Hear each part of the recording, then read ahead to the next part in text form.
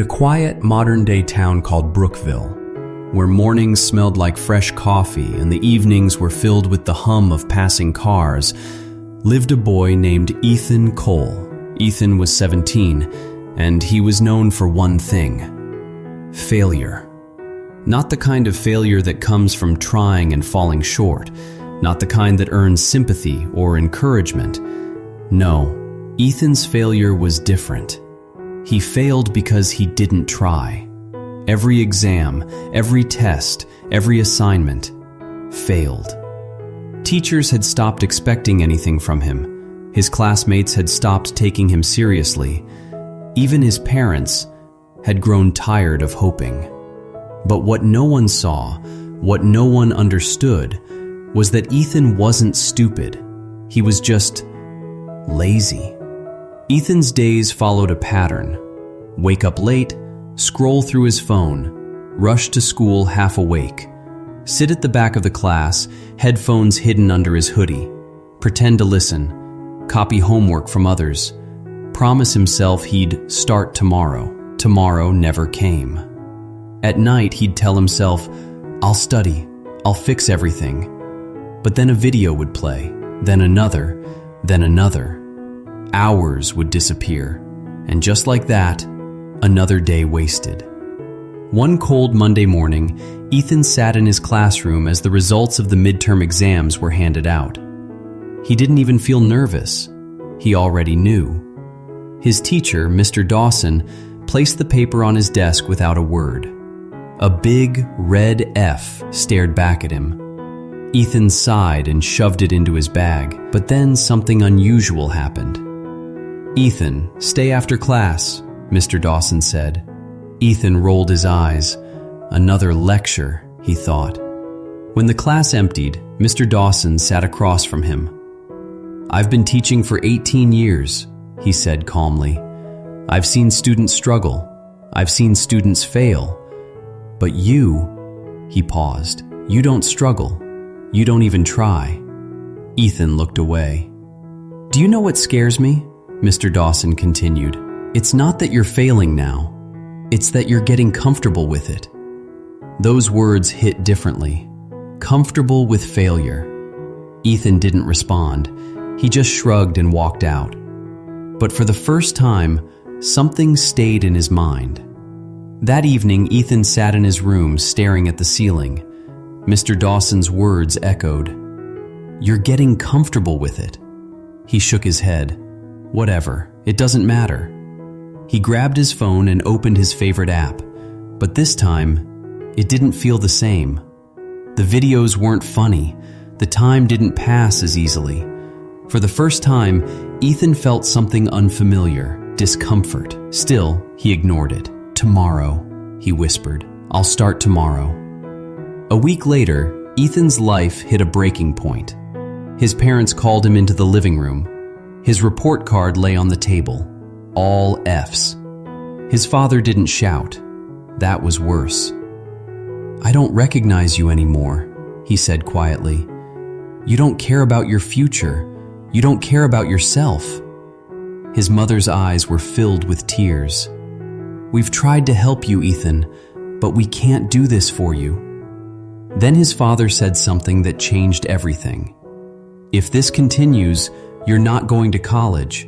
You're not even going to graduate." Silence filled the room. Ethan felt something crack inside him. For years, he had been drifting. Now, he was falling. That night, Ethan couldn't sleep. He stared at his phone, but didn't touch it. He thought about his father's words, "You're not going to graduate." For the first time, the future didn't feel far away. It felt close and empty. He imagined himself a year from now. Same room, same habits, same failures. Nothing changed, nothing improved, nothing mattered. A deep fear settled in his chest. Is this really my life? He sat up, heart racing, mind clear. For the first time in years, Ethan made a decision. Not a promise, a decision.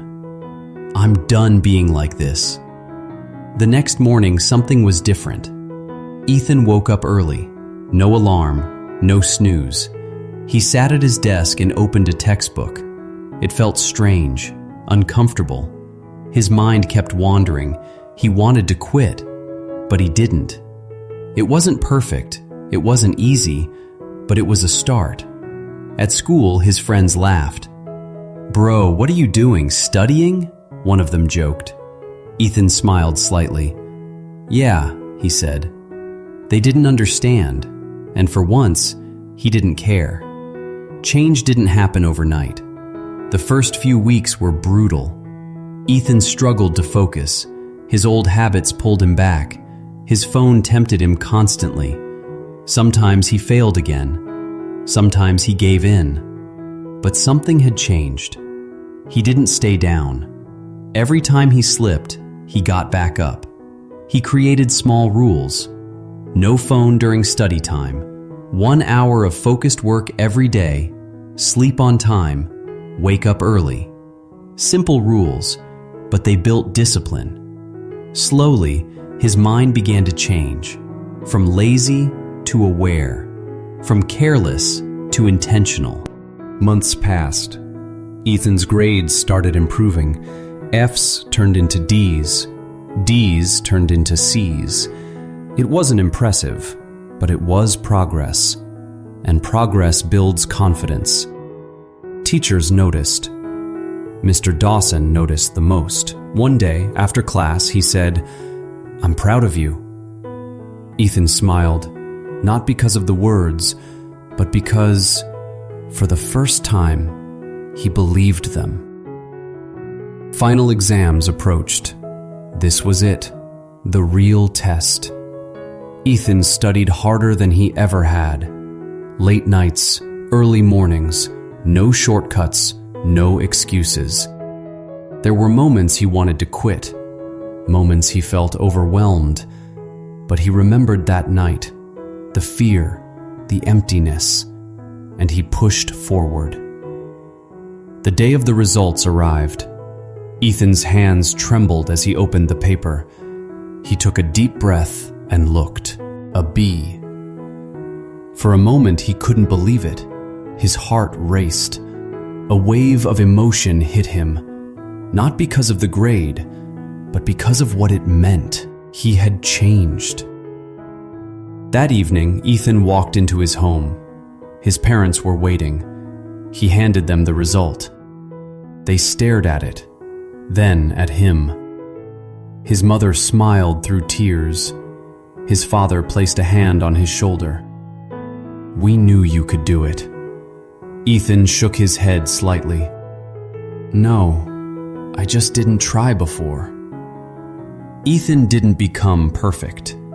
He didn't suddenly become the smartest student, but he became something far more important.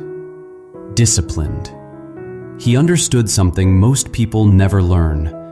Success isn't about talent. It's about effort. And effort comes from discipline. Ethan once thought laziness was harmless, just skipping work, just delaying effort, just enjoying comfort. But he learned the truth. Laziness doesn't just delay success, it destroys it. It steals time. It kills potential. It turns dreams into regrets. But the moment you choose discipline, everything changes. Because one day, one decision can change everything. And for Ethan, that day was the day he stopped choosing easy and started choosing growth.